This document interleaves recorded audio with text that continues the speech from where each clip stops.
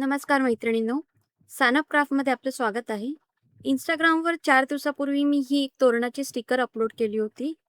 तर बऱ्याच जणांची मला इन्क्वायरी आली, की हे स्टिकर धुतल्यावर जात तर नाही ना, हे कसे प्रेस करायचे?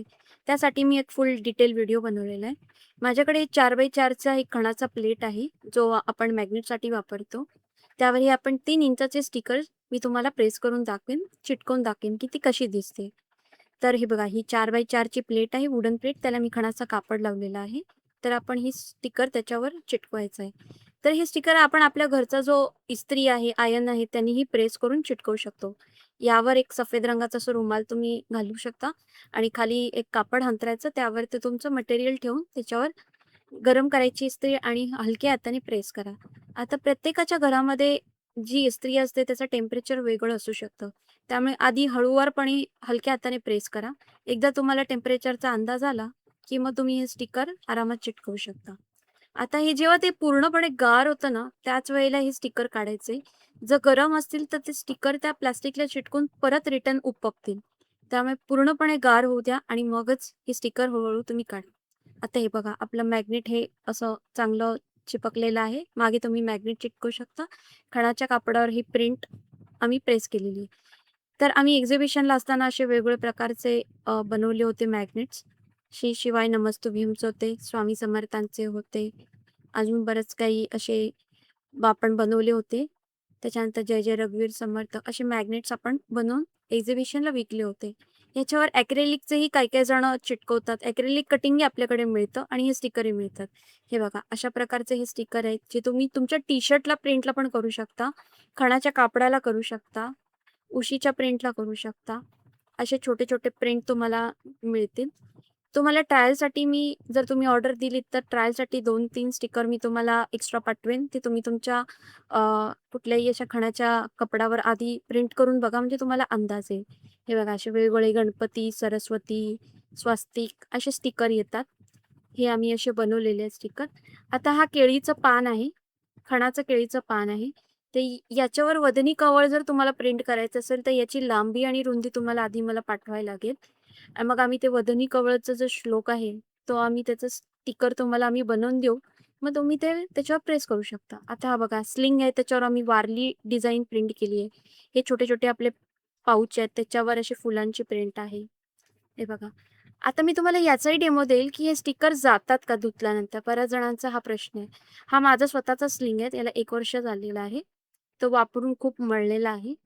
तो हा एक रबर प्रिंट असतो, तर तो तो रबर प्रिंट ब्रश मारल्यावर जातो. तर मी तुम्हाला हे धुवून दाखवेल, की हे प्रिंट जातंय का नाही, म्हणजे तुमच्या लक्षात येईल.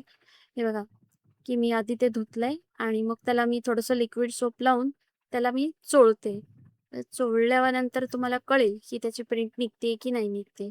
त्याला फक्त ब्रश नाही मारायचा आणि आपल्या हाताचे नखं वगैरे जे असतात ती लागली, की मग तो प्रिंट निघतोय बघा. माझं थोडंसं नख लागलंय, तर त्यातलं ते थोडंसं फुलाचा कण निघालेला आहे.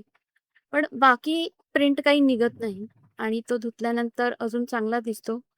त्याच्यावर जर काही मळ वगैरे बसलेला असेल, तर तो निघून जातो. आता हे बघा, मी त्याला किती चोळते, तरीसुद्धा ते प्रिंट निघणार नाही. म्हणजे ती तुमची बऱ्याच जणांची जी शंका आहे, की ते धुतल्यावर जातं का? तर नाही जात. हे इथे दिसून येतंय. हे बघा, चांगली झालेली आहे प्रिंट. फक्त माझा हात लागले ते नख. ब्रश फक्त याच्यावर मारायचा नाही इतकंच आहे. ब्रशने ते जाऊ शकतं, कारण आपण आपल्या घरातले जे टी-शर्ट वगैरे असतात त्याच्यावरही आपण ब्रश मारत नाही. कारण ही विनाईल प्रिंट म्हणजे हा एक प्रकारचा रबर प्रिंटच असतो. ते बघा. किती छान दिसतंय. काही कलर वगैरे गेलेला नाहीये. तसाच ब्राईटनेस आहे तो त्याचा. तर हे अजून कशा-कशावर प्रिंट आम्ही करतो, ते मी तुम्हाला इथे दाखवेल. आता नामकरण सोहळ्यासाठी जो लखोटा वापरतात, त्याच्यावरही प्रिंट करता येतं हे. माझ्याकडचा जो प्लॉटर आहे तो छोटा आहे, त्यामुळे मी त्याचे छोटे-छोटे तुकडे करून मापामध्ये घेऊन मी ते त्याचे कटआउट्स केलेले आहेत. ते मी आधी हलक्या आता इस्त्रीने ते प्रेस करेन. नंतर माझ्याकडे हीट प्रेस मशीन आहे, त्याने मी प्रेस करेन. का तर ते अजून चांगले त्याच्यावर भक्कम बसावेत, म्हणून तो मी थोडासा हीट प्रेसचा वापर केलेला आहे. पण हे इस्त्रीने सुद्धा प्रेस करता येतं. इस्त्रीने आधी प्रेस करा. तुमच्याकडे हीट प्रेस मशीन असायलाच पाहिजे असं काही नाहीये. मी त्याचा टेम्परेचर साधारण ठेवला होता आणि त्यावर मी ते प्रिंट करते. अगदीच टेम्परेचर जास्त झाला, तर ते प्रिंट जळू शकते. त्यामुळे खूप काळजीपूर्वक हे करायला लागतं आणि पूर्णपणे थंड झाल्यानंतरच हे तुम्ही काढा. नाहीतर मग ती प्रिंट परत उलटी त्या प्लास्टिकला चिटकून उपकू शकते. त्यामुळे त्याची थोडीशी काळजी घ्यावी लागते. हा बघा. आता हा जो तोरण आहे, हा जो व्हायरल झालेला तर याच्यावर आम्ही हे श्री गणेशाय नमः वगैरे जे प्रेस केलेलं आहे, ते तुमच्या लक्षात येतीलच. याची जी उंची आहे, म्हणजे या तोरणाची जी आहे, ही थोडीशी मोठी होती. आम्ही हे 9 पानांची बनवलेली, कारण की कस्टमरला तशी हवी होती. आणि हे जे शुभलाभ हे जे कटआउट्स होते, हे 3 इंचाचे होते. ते 3 इंचाचे आम्ही ते बनवलेले आहेत. तुम्ही बघू शकता. अजून कुठल्या-कुठल्या प्रकारात आम्ही ते वापरलेले आहेत, त्याचे मी तुम्हाला इथे डेमो देते. हे बघा, स्वामी समर्थांचं मॅग्नेट्स बनवलंय. इथे स्वामी समर्थांचा जो इमेज आहे, तो मिररच राहिला. त्यामुळे ती त्यांची उलटी बाजू हाताची उलटी बाजू दिसते. पण ते कस्टमरने आम्हाला तसंच पाठवलं होतं. त्यामुळे आम्ही ते त्यांना तसंच करून दिलेलं आहे. तर हे बघा, किती छान मॅग्नेट्स इथे तयार झालेलं आहे. त्याच्यानंतर अजून कशावर प्रिंट होऊ शकतं हे मी तुम्हाला इथे पूर्णपणे दाखवेल. हा एक अजून एक लकोटा आहे. याच्यामध्ये आम्ही पिवळ्या रंगाचं विनाईल वापरलेलं आहे. तो विनाईल आम्ही इथे तुम्हाला प्रेस करून आम्ही इथे चिटकवलेलं आहे ते. हे बघा, किती सुंदर प्रकारे ते शरण्य नाव इथे दिसतंय. तर असे लकोटावर प्रिंट करू शकता. त्यानंतर ही टी-शर्टवरही प्रिंट करू शकता. त्याच्यामध्ये ब्लॅक कलर, रेड कलर वेगवेगळ्या प्रकारचे कलर येतात. आता हा बघा, वारली प्रिंटचा एक आम्ही होम डेकोरसाठी बनवलेला आहे. तर खूप इझिली हा प्रेस झालेला होता आणि किती छान दिसतोय तो होम डेकोरसाठी तुम्ही वापरू शकता.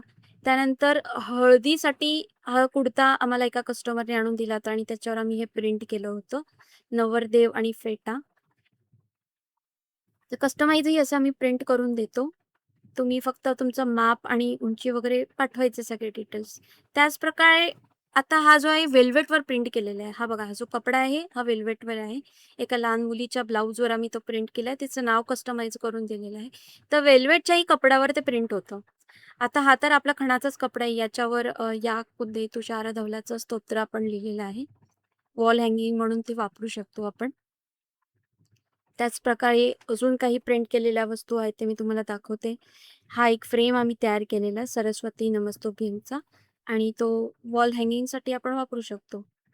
त्याचप्रमाणे बघा, हा जो आहे एक कुर्ता आहे जो पालखी सोहळ्यासाठी वापरला गेला होता. तिच्या बॅक साईडला आम्ही हे 2-3 कलर मिक्स करून आम्ही ते प्रिंट केलेलं आहे. कारण की हे धुतल्यानंतर तर जात नाही प्रिंट, फक्त त्याला ब्रश मारायचं नाही. पण त्याचा कलरसुद्धा, ब्राईटनेससुद्धा तसंच राहतो आणि महत्त्वाचं म्हणजे माहिती का, बरेच जणं हँड पेंटिंग करतात किंवा टेन्सिल्सने प्रिंट करतात, ते फेड होऊ शकतात. पण हे काही फेड होत नाहीत. हा याचा एक फायदा आहे आणि ही खूप इझिली काम होतं. आता मग पालीच्या देवस्थानाच्या काही स्टाफचे कुर्ते प्रिंट करायचे होते. त्यांच्या बाह्याला मी हे गणपतीचं सगळं असं प्रिंट करून दिलं होतं. त्यांनाही ते खूप आवडलं. आता मी इथे चार्ट दिलेला आहे, की किती उंचीचं कितीमध्ये तुम्हाला मिळेल. तर तुम्हाला हे नक्कीच आवडलं असेल, तर मला कमेंट करा, फॉलो करा, सबस्क्राईब करा आणि अजून कशाला तुम्हाला व्हिडिओ बघायचा असेल, मला नक्की कळवा. धन्यवाद.